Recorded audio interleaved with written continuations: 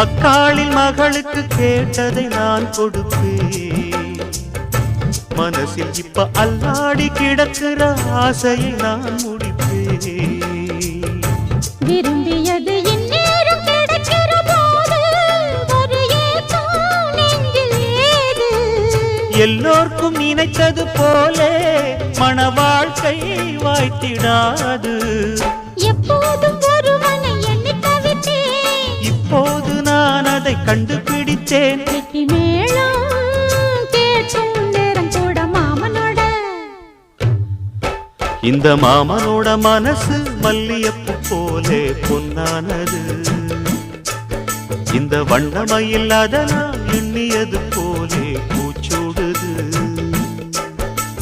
புத்தால கொடுமையும் கூடி வருது, சந்தோஷ நினப்பொரு கோடி வருது.